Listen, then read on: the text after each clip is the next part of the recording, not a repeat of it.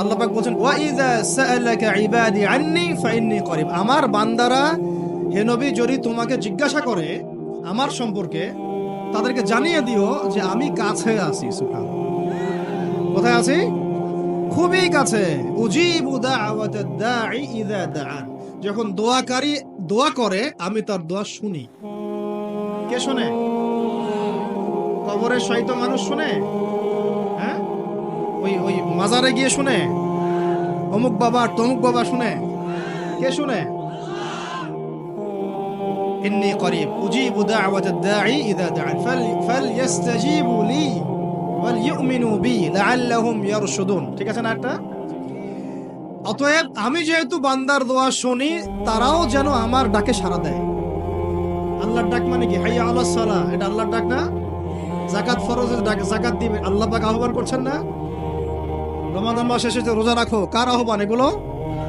আমি যখন ডাকবো সেও যেন আমার ডাকে সাড়া দেয়। আর ওয়াল ইউমিনু বি, এবং আমার প্রতি ঈমান রাখে, এতে করে তারা সুপথ প্রাপ্ত হবে ইনশাআল্লাহ। তাকওয়া সম্পর্কে নবীজি আরো একটা হাদিসে বলেছেন, তাকওয়া হাহুনা। তাকওয়া হাহুনা বলতে তিনি বুকের দিকে ইশারা করছেন, মানে তাকওয়া আপনার লেবাস পোশাকে না। আমি পাগড়ি জুব্বা পরে বসে আছি মানে এই না যে আমি আপনার চেয়ে বেশি মুত্তাকি, যদিও এটা তাকওয়ার পোশাক।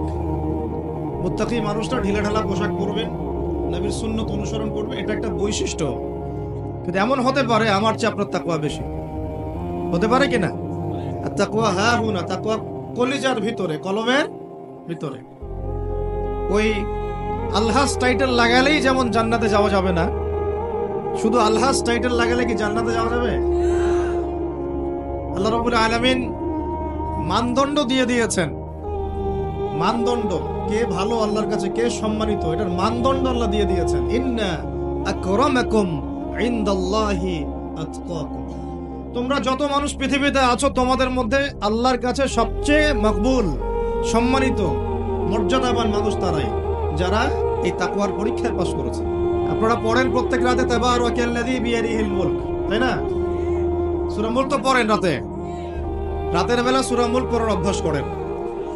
নবী সাল্লাল্লাহু আলাইহি ওয়াসাল্লাম এই সূরাটাকে বলেছেন এই সূরা কবরের আযাব থেকে বাঁচাই দিবে ইনশাআল্লাহ।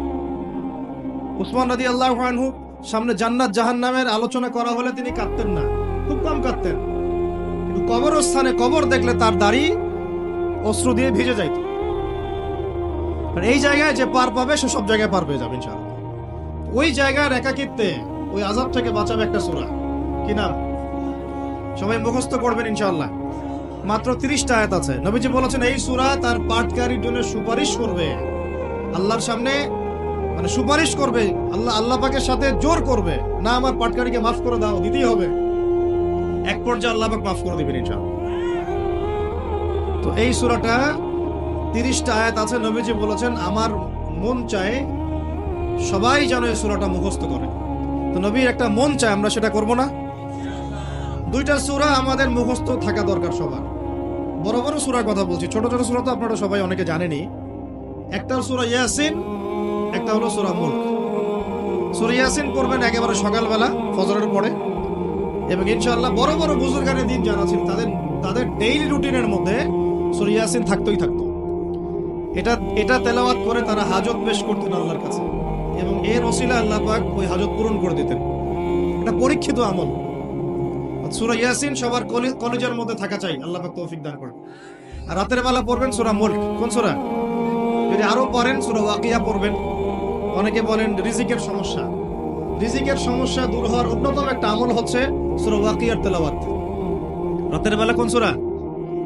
ইযা ওয়াকাআতিল ওয়াকিআ লাইসা লিওয়াকাআতিহা কাযিবা, এই সূরাটা তেলাওয়াত করবেন রাতের বেলা। আরো একটা সূরা আছে রাতে তেলাওয়াত করার জন্য, আলিফ লাম মিম সিজদা। আলিফ লাম মিম সিজদা, এটাও তেলাওয়াত করতে পারেন।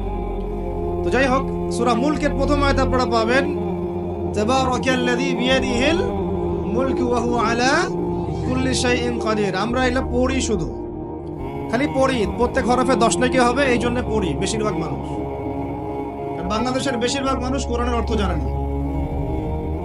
বাংলাদেশের 16 কোটি মুসলমানের আমার ধারণা 15 কোটি কোরআনের অর্থ জানে না। 1 কোটি মানুষ জানতে পারে যারা মাদ্রাসার সাথে সম্পৃক্ত আর কি। এই জন্য আমরা বলি যে যদি পাঠ্যপুস্তকে কোরআন শিক্ষাটা বাধ্যতামূলক থাকতো তাহলে বাংলার 16 কোটি মানুষ কোরআনের অর্থ জানত।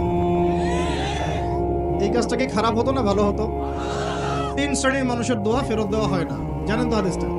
এক শ্রেণী হচ্ছে রোজাদার, আরেক শ্রেণী হচ্ছে মুসাফির, আরেক শ্রেণী ওই যে মাজলুমের দোয়া, এটা বিফলে যায় না। আরো এক শ্রেণী আছেন অন্য হাদিসে পিতা মাতার দোয়া সন্তানদের জন্য, এটা আল্লাহ পাক ফেরত দেন। আমরা যারা পিতা মাতা হয়েছি সন্তানদের জন্য বেশি বেশি দোয়া করবেন, আল্লাহ পাক তৌফিক দান করেন। তাবারাকাল্লাযী বরকতময় সেই সত্তা, মহা পবিত্র মহা বরকতময় সেই সত্তা। কোন সত্তা? বিয়াদিহিল মুলক, যার হাতে আছে সার্বভৌমত্ব। মুলক মানে কি?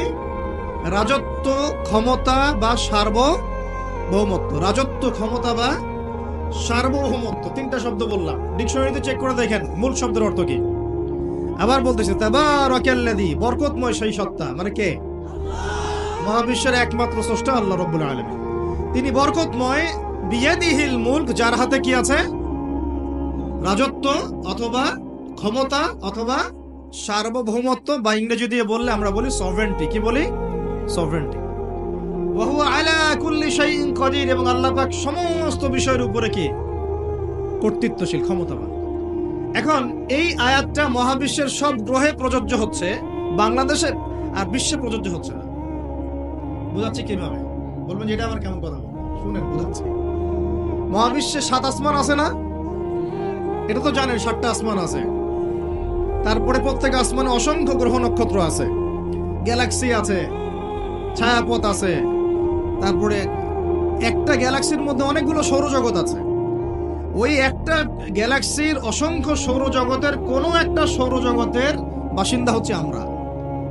ওই সৌরজগতের মধ্যে এই যে আমাদের 10টা 12টা গ্রহ আছে, সেই গ্রহের কোনো একটা গ্রহের কোনো একটা দেশের কোনো একটা কি জেলার কোন একটা শহরের কোন একটা মাঠে বসে আপনি এখন এই বয়ান শুনতেছেন। কথা বুঝতে পারতেছেন? আর পুরো মহাবিশ্ব 7 আসমানে নবী সাল্লাল্লাহু আলাইহি ওয়াসাল্লাম বলছেন মেরাজের রাতে আমি দেখেছি একটা বিঘত, এতটুকু বিঘত মানে 1 টক্কর জায়গা ফাঁকা নাই যেখানে আল্লাহর কোনো ফেরেশতা দাঁড়িয়ে বসে বা সেজদারত অবস্থায় আল্লাহর ইবাদত করতেছে না। তাহলে পুরো মহাবিশ্বে কার রাজত্ব চলতেছে? কারণ এই পৃথিবীর দিকে তাকান, আমরা বললাম তাবারাকাল্লাযী বিয়াদিহিল মুলক, আল্লাহর হচ্ছে সার্বভৌমত্ব, ক্ষমতা কার? আল্লাহর। কিন্তু এখন জমিনের দিকে আপনি তাকান, এই বিশ্বের সার্বভৌমত্ব চলতেছে জাতিসংঘের। কার? এই বিশ্বের রাজনৈতিক মোড়ল জাতিসংঘ। আপনি ইসলামিক বিধানের কথা যতই বলেন তারা মানবে না, সোজা কথা। আপনি যদি বলেন কোরআন এবং হাদিস এবং সর্বশেষ নবী মুহাম্মদ সাল্লাল্লাহু আলাইহি ওয়াসাল্লাম আমাদেরকে এইগুলো দিয়ে গেছেন, আল্লাহ পাক এইগুলো নাজিল করছেন, আসেন এগুলোর আলোকে বিশ্ব করি, ওরা মানবে না। বরং ওরা আপনার উপর যুদ্ধ ঘোষণা করবে। কি করবে? এ হচ্ছে এই বিশ্বের সবচেয়ে বড় তাগুত, সবচেয়ে বড় কাফের, সবচেয়ে বড় মুশরিক, সবচেয়ে বড় মুনাফিক। ও যদি বলে যে কোরআন বাদ দিতে হবে, আমার মাথায় যে বুঝ আসে ওই বুঝ অনুযায়ী চলবো, তাহলে সারা বিশ্ব বলবে হ্যাঁ এটাই ঠিক। নাউজুবিল্লাহ। অর্থনৈতিক মোড়ল সে যদি বলে আল্লাহ পাক কোরআনে সুদ হারাম করছেন, তো কি হয়েছে? আমাদের ব্যাংকিং সিস্টেম চলবে সুদের উপর, সারা বিশ্ব বলবে এই যে সামি'না ওয়া আতা'না, ইয়েস স্যার, শুনলাম মানলাম। কথা বুঝেন না? ও সারা বিশ্বকে যদি বলে ওদের ব্যাংকিং সিস্টেম, প্রত্যেকটা ব্যাংকিং সিস্টেম চলবে সুদ ভিত্তিক, আল্লাহ কোরআনে হারাম করুক আর হালাল করুক দেখার দরকারই নেই আমাদের। নাউজুবিল্লাহ। মানলে ইচ্ছা হলে মানেন, না ইচ্ছা হলে আমরা বোম মেরে উড়াই দিব। ইচ্ছা হলে মানেন, না হলে কি একেবারে দিব শেষ করার জন্য অনেক অস্ত্র আছে ওদের। যারা পলিটিক্যাল অ্যাফেয়ার্স ঘাটাঘাটি করেন তারা জানেন এদের 72টার মতো অস্ত্র আছে। যেই সুদ সম্পর্কে আল্লাহ পাক কোরআনে বলেছেন যদি সুদ না ছাড়ো তাহলে আল্লাহ এবং তার রাসূলের সাথে যুদ্ধের ঘোষণা শুনে নাও। কথা বুঝে যাচ্ছে না মনে হয়? আল্লাহ পাক কোরআনে বলছেন সুদ যদি না ছাড়ো, সুদ যদি তোমরা মুসলমানরা মুমিনরা না ছাড়ো, তাহলে আল্লাহর সাথে এবং রাসূলের সাথে যুদ্ধের ঘোষণা শুনে রাখো। সূরা বাকারা পড়েন। আল্লাহ পাক বলছেন ইয়া আইয়ুহাল্লাযীনা আমানু ইত্তাকুল্লাহ ওয়া যারু মা বাকিয়া মিনার রিবা ইন কুনতুম মুমিনিন ফাইন লাম তাফআলু ফাআযানু বিহারবিন মিনাল্লাহি ওয়া রাসূলিহি। তাহলে আল্লাহ পাক এখানে বলছেন হারাম, যদি খাও তাহলে আল্লাহর সাথে যুদ্ধ করতেছো, নবীর সাথে যুদ্ধ করতেছো। ওরা বইলা দিল এটা ফরজ। কি এটা? মানলে মান, না মানলে যা, তোর ব্যাপারে ব্যবস্থা আমরা পরে নিব। তাহলে আমরা এই পুরো বিশ্বে এখন কার সার্বভৌমত্ব চলতেছে? কোরআনে? জি না, কোরআন ওই তেলাওয়াত করার জন্য রেখে দেওয়া হয়েছে। কিসের জন্য? ঘরের ঘরের কোনায় তেলাওয়াত করেন আপনি কোরআন, কোনো সমস্যা নাই। এই তাকওয়ার শিক্ষাটা দেওয়ার জন্য রমাদান আসে। শিক্ষা নাম্বার 1, রোজা রাখবো রাখার মতো। রোজা রাখবো কি? যাতে তাকওয়া অর্জন করা যায়। রোজা রেখে আমি যেমন হালাল ছেড়ে দিয়েছি, রোজা রেখে আমাকে আমার সমস্ত হারাম ছাড়তে হবে। আর এই হারাম শুধু 1 মাস ছেড়ে দিব এমন না। ঈদের চাঁদ উঠে যাবে, শয়তান ছাড়া পাবে, আমরা আবার শয়তানের সাথে আতাত করে চলা শুরু করব। এটা রমাদানের শিক্ষা না। ওই শিক্ষাটাকে সারা বছর ধরে রাখতে হবে, এটা হলো রমাদানের শিক্ষা। আপনারা খেয়াল করে দেখবেন, রমাদান মাসে অনেকে পরহেজগার হয়ে যায়। ঈদের চাঁদ ওঠার সাথে সাথেই আমরা আবার শয়তানের দাসত্ব শুরু করি। ঈদের দিন চাঁদ রাত বলে আমরা একটা কথা বলি না, ওই রাত্রেই প্রমাণ হয় যে শয়তান ছাড়া পাইছে। যেভাবে ধুম ধারাক্কা গান বাজনার, বেলাল্লাপনার, পিকনিক টিকনিক এগুলো হয়, বোঝা যায় শয়তান এতদিন বন্দী ছিল 1 মাস, এখন ছাড়া পাইছে। তো 1 নাম্বার নসিহত, রোজা রাখতে হবে রাখার মতো, যে রোজা আমাকে তাকওয়ার শিক্ষা দিবে। আল্লাহ